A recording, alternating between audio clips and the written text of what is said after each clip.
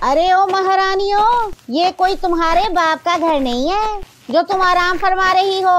उठो और उठ के काम करो।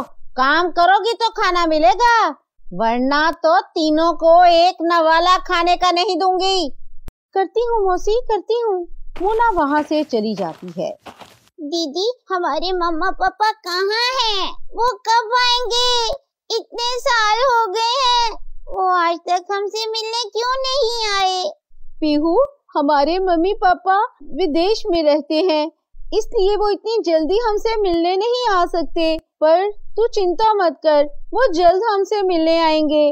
दीदी, मम्मी पापा जब आएंगे ना, तो मैं मौसी की शिकायत करूंगी। ये हम तीनों को कितना मारती है, कभी भी हमको प्यार नहीं करती।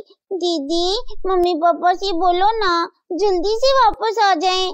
हाँ मेरी बहन, मैं मम्मी पापा से कहूँगी कि वो जल्दी से आ जाएं। हम तीनों को उनकी बहुत याद आती है। पीहू भी वहाँ से चली जाती है। मुन्ना, कब तक पीहू से ये बात छुपाते रहेंगे कि मामा पापा कभी भी नहीं आएंगे? वो कई साल पहले मर चुके हैं। रितु, अभी वो बहुत छोटी है, इसलिए अभी उसे ये बात बताना सही नहीं होगा। और फिर वो दोनों काम में लग जाती हैं। रितु खाना बनाती है और सोना कपड़े धोती है और पीहू घर में झाड़ू लगाती है। ऐसा काम करते हुए उनका पूरा दिन बीत जाता है। अरे, तुमसे किसने कहा आराम करने को? करम जलियो, खाना बनाने के लिए लकड़ियाँ क्या तुम्हारा बाप लेकर आएगा? अब अपना मुंह उठाओ और लकड़ियाँ लाओ, मेरा बेटा आने ही वाला होगा। तीनों लकड़ियाँ ढूंढने के लिए जंगल में चली जाती हैं और लकड़ियाँ चुनकर घर ले आती हैं और जल्दी जल्दी खाना बना लेती हैं। तभी सुनील आ जाता है। माँ, मुझे बहुत जोर से भूख लगी है, जल्दी खाना दो ना। अभी लाई मेरा बच्चा, तू मुंह हाथ धो ले, मैं खाना ला कर देती हूँ। सुनील हाथ धोकर खाना खाने लगता है। माँ, ये क्या बकवास खाना बनाया है, इसमें कोई स्वाद नहीं है। पूरा दिन मेहनत करके आता हूँ, काम करके आता हूँ, ये खाने के लिए? रुक, मैं अभी इन्हें बताती हूँ। मोना डंडे से तीनों को मारने लगती है। माँ, आज इन तीनों को खाना देने की जरूरत नहीं है, अब कुछ दिन इन्हें भूखा ही रहने दो, तभी इन्हें समझ आएगी। सुनील भैया, आप हमारे साथ ऐसा मत कीजिए, हमने बहुत मेहनत से खाना बनाया था।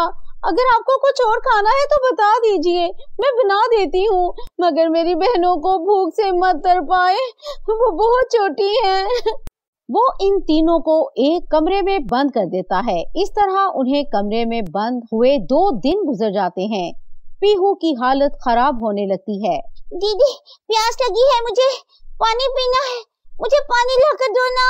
पीहू और रितु, तुम दोनों यहाँ पर रुको, मैं अभी कुएं से पानी लेकर आती हूँ, तुम यहीं पे मेरा इंतजार करना। सोना खिड़की से किसी न किसी तरह बाहर निकल जाती है। उसके पाँव में चोट भी लग जाती है, फिर भी वो पानी भरने कुएं पर चली जाती है। कुएं पर जाकर वो रोने लगती है। माँ, पापा, आप हमें छोड़कर क्यों चले गए? आप नहीं जानते हम कैसे जी रहे हैं। पीहू की हालत बहुत खराब है, 2 दिन से उस बच्चे ने कुछ नहीं खाया।